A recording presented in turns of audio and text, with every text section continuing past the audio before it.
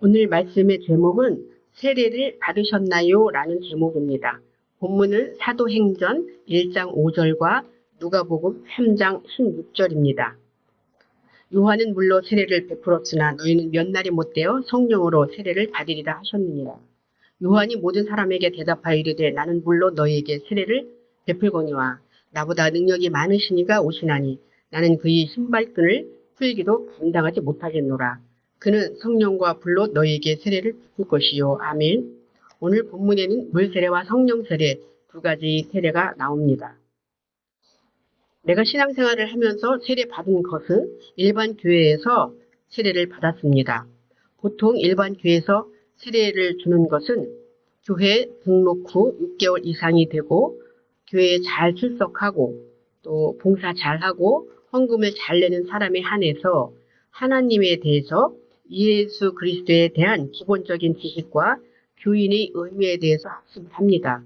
그리고 세례 문답 후 세례를 줍니다. 세례를 주는데 약식 세례와 물세례 두 가지가 있는데요. 약식 세례는 학습 세례 이후 학습 세례가 끝난 다음에 세례 문답을 하고 나서 세례 증서를 주는 것이 약식 세례이고요. 물세례는 실제 물이 있는 곳에 가서 물속에 들어갔다 나오는 물세례를 하는 것입니다. 그것은 죄를 씻는 의미이다라고 볼 수 있습니다. 약식 세례와 물세례를 받고 난 다음에 세례 증서를 받게 됩니다. 이것은 우리가 일생에 한 번이다라고 볼 수 있습니다. 그러면 성경에서의 세례에서는 어떤 뜻이 있을까요? 성경의 세례는 휩쓸다, 반복해서 담그다, 씻다, 침례를 베풀다, 물로 깨끗하게 씻다라는 뜻이 있고요. 어근을 찾아가면 물에 담그다, 완전히 덮다, 착색하다, 염색하다, 넣다, 세색하다 이런 뜻이 있습니다. 그러므로 성경에서의 세례는 하나님의 말씀이 물인데요. 그 물로 나를 깨끗하게 반복해서 씻는 것입니다. 그렇게 되면 내가 하나님의 색깔로 예수 그리스도의 색깔로 완전히 덮어지게 되고 하나님의 색깔로 예수 그리스도의 색깔로 착색되고 염색되고 채색되는 것이 성경에서의 세례의 뜻인 것입니다. 두 가지 세례 중에서 물세례를 먼저 살펴보도록 하겠습니다. 사도행전 19장 2절로 5절 이르되 너희가 믿을 때에 성령을 받았느냐 이르되 아니라 우리는 성령이 계심도 듣지 못하였노라. 바울이 이르되 그러면 너희가 무슨 세례를 받았느냐 대답하되 요한이 세례니라. 바울이 이르되 요한이 회개의 세례를 베풀며 백성에게 말하되 내 뒤에 오시는 이를 믿으라 하였으니 이는 곧 예수라 하거늘 그들이 듣고 주 예수의 이름으로 세례를 받으니 이렇게 기록이 되어 있는데요. 세례 요한은 회개의 세례를 베풀었다 이렇게 말씀을 하고 있습니다. 성경에서의 회개는 어떤 것일까요? 우리 일반인들은 잘못했습니다. 다시는 안 그러겠습니다. 라고 자기 어떤 그 죄를 회개를 하게 되죠. 그것도 육적인 회개 맞습니다. 그러나 성경에서의 회개는 구약에는 죽다, 돌아가다, 회복하다, 되살아나다 이런 뜻이 있고요. 신약에서는 이해하다, 마음을 알다 이런 뜻이 있습니다. 그래서 성경에서의 회개는 내가 죽는 것입니다. 내가 죽게 되면 예수 그리스도의 상태로 하나님의 상태로 돌아갈 수가 있는 것입니다. 그것은 내가 죽게 되면 예수 그리스도가 내 안에서 회복되고 되살아나는 것이죠. 신약에 와서는 내가 하나님의 마음을 이해하고 하나님의 마음을 아는 것을 바로 성경에서의 회개다라고 볼 수 있습니다. 그래서 회개의 세례는 하나님의 마음이 이해가 되어서 내 마음이 하나님의 마음으로 바뀌는 것이 바로 회개다라고 보시고 세례이다라고 보시면 되겠습니다. 같은 내용인데요. 누가복음 3장 3절로 5절 요단이 요단강 북은 각처에 와서 죄 사함을 받게 하는 회개의 세례를 전파하니 선지자 이사야의 책에 쓴 바 광야에서 외치는 자의 소리가 있어 이르되 너희는 주의 길을 준비하라. 그의 오실 길을 곧게 하라. 모든 골짜기가 메워지고 모든 산과 작은 산이 낮아지고 굽은 것이 곧아지고 험한 길이 평탄하여질 것이며 이렇게 기록이 되어 있습니다. 요한은 죄사함과 회개의 세례를 했다라고 말씀을 하고 있습니다. 죄사함을 받게 하는 회개. 과연 성경에서의 죄는 어떤 것일까요? 내가 육적으로 지은 죄, 그것도 죄 맞습니다. 그러나 성경에서의 죄는 수준 높은 죄인 것입니다. 성경에서의 죄는 관역을 빗맞다, 빗나가다 라는 뜻이 있습니다. 그래서 성경에서의 죄는 하나님의 계획을, 의도를 잘 모르고 전하고 행동하는 것을 바로 죄다 그래요. 관역을 잘못 맞춘 것입니다. 하나님의 뜻에서 빗나간 것입니다. 그래서 성경에서의 죄는 반드시 회개를 해야 하는 것이죠. 그것은 세례를 받아야만이 이 죄가 없어진다 이렇게 말씀할 수 있습니다. 그리고 세례 요한은 예수님의 길을 준비하기 위해서 오셨다는 것입니다. 그의 오실 길을 곧게 하기 위해서 내가 먼저 왔다 이렇게 말씀하고 있습니다. 미리 온 자이죠. 요한의 머리가 예수 그리스도의 머리로 사고 전환이 되어야만이 예수 그리스도가 오시는 길이 평탄하여진다라는 것이. 모든 골짜기가 메워지고 모든 산과 작은 산이 낮아지고 굽은 것이 곧아지고 험한 길이 평탄하여질 것이요 이렇게 말씀을 했는데요. 이것은 남녀노소, 지위, 고하 이런 모든 것이 통일이 된 상태입니다. 내 안에서 말씀으로 완전히 통일이 된 상태가 되어야만이 내 안이 평탄해져서 예수 그리스도가 내 안에 올 때 자유롭게 올 수 있는 그런 수준 높은 신앙인이 어떤 상황을 말씀하는 그런 내용입니다. 또한 그 사도행전 2장 38절에서는 베드로가 이르되 너희가 회개하여 각각 예수 그리스도의 이름으로 세례를 받고 죄사함을 받으라. 그리하면 성령의 선물로 받으리니 이렇게 기록이 되어 있습니다. 우리가 세례를 받게 되면 말씀으로 하나님의 말씀으로 나를 매일매일 씻게 되면 죄사함을 받게 되죠. 죄는 하나님의 계획과 의도와 뜻을 모르는 게 죄라고 했습니다. 그 죄는 말씀으로 내가 깨끗하게 되면 그 죄는 없어지게 되어 있습니다. 그러고 나서 성령을 선물로 받을 수 있다는 것입니다. 죄사함이라는 것은 하나님의 뜻을 정확히 아는 것을 죄사함이라고 합니다. 그래야만이 성령이 내 안에 올 수 있는 것입니다. 성령은 거룩하고 완전한 하나님의 말씀, 호흡 이것을 바로 성령이다 그래요. 내가 너에게 이른 말이 영이요 생명이요 이렇게 말씀을 했습니다. 다시 이 말씀은 이 성령은 거룩하고 완전한 말씀, 호흡을 성령이다 이렇게 말씀드릴 수 있습니다. 이 죄사함 받고 난 다음에는 우리가 거룩하고 완전한 하나님의 말씀이 내 안에 올 수 있다 이렇게 말씀드릴 수 있습니다. 사도행전 8장 24절로 26절 보겠습니다. 알렉산드리아에서 난 아볼로라 하는 유대인이 에베소에 이르니 이 사람은 언변이 좋고 성경에 능통한 자라. 그가 일찍이 주의 도를 배워 열심으로 예수에 관한 것을 자세히 말하며 가르치나 요한이 세례만 알따름이라. 그가 회당에서 담대히 말하기 시작하거늘 브리스길라와 아굴라가 듣고 데려다가 하나님의 도를 더 정확하게 풀어 이르더라. 아멘. 여기 주의 도와 하나님의 도가 나오는데요. 신앙의 어떤 진행 단계이죠. 주의 도를 자세히 알았던 사람이 바로 아볼로다 그렇게 말씀을 하고 있습니다. 이 아볼로는 언변이 좋고 성경이 능통한 자다 이렇게 말씀할 수 있는데요. 율법의 완성인 사람이 바로 아볼로다 이렇게 볼 수 있고요. 이 아볼로는 주의 도를 알았다는 것이죠. 그리고 하나님의 도를 아는 사람은 바로 브리스길라와 아굴라입니다.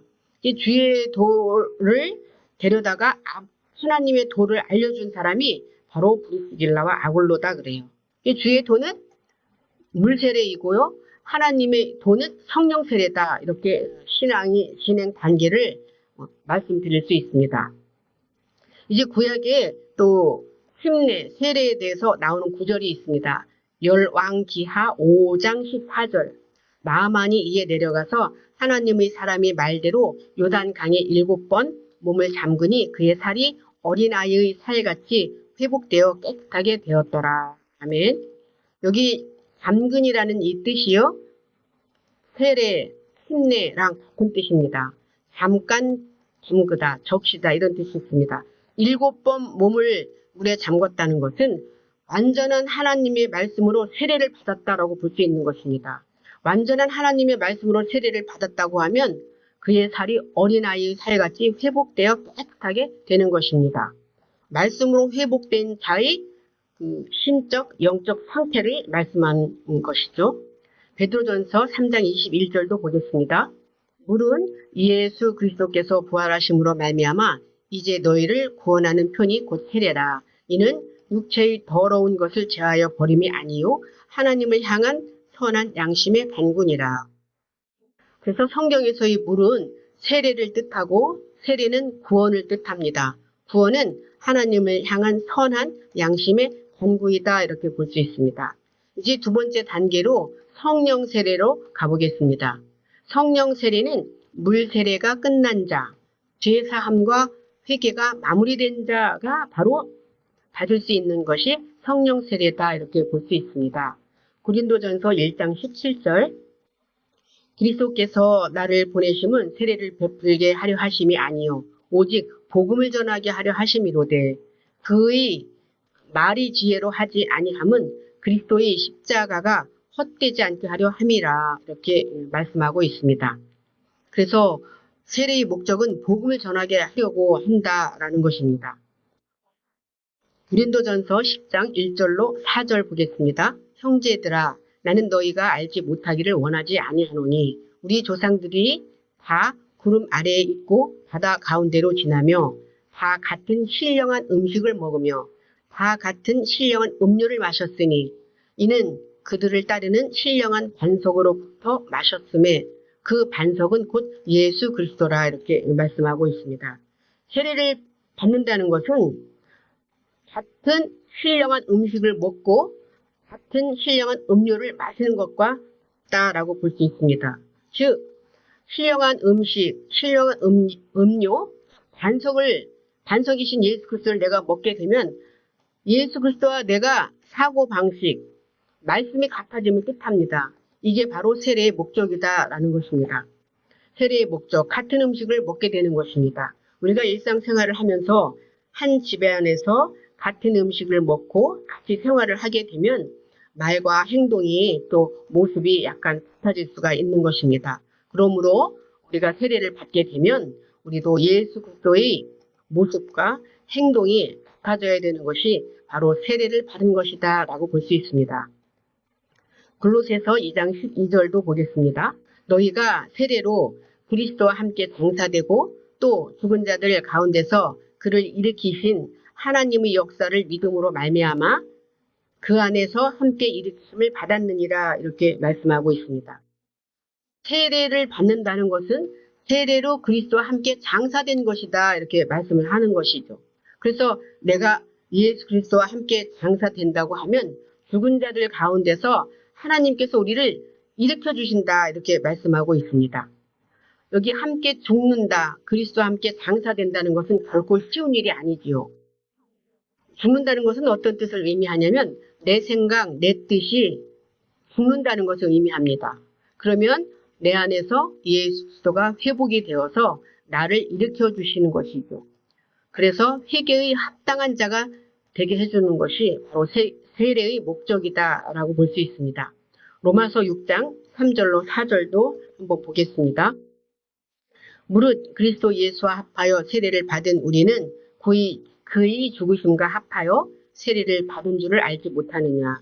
그러므로 우리가 그의 죽으심과 합하여 세례를 받음으로 그와 함께 장사되었나니 이는 아버지 영광으로 말미암아 그리스도를 죽은 자 가운데서 살리심과 같이 우리로 또한 새 생명 가운데서 행하게 하려 함이라. 예수 그리스도와 내가 죽고 세례를 받은 것을 알게 되면 내가 그와 함께 장사되었다라고 합니다. 그것은 내가 그리스도와 함께 합한 자가 되는 것이죠. 그리스도와 함께 합한 자가 된다고 하면 하나 된 것이다 라는 것이죠. 내 안에서 예수 그리스도와 내가 하나 된 것을 세례를 받았다, 장사되었다 이렇게 말씀하고 있습니다. 그러면 우리는 새 생명으로 우리가 다시 태어난 것입니다. 갈라디아서 6장 26절로 29절도 보겠습니다. 너희가 다 믿음으로 말미암아 그리스도 예수 안에서 하나님의 아들이 되었으니 누구든지 그리스도와 합하기 위하여 세례를 받은 자는 그리스도로 옷 입었느니라.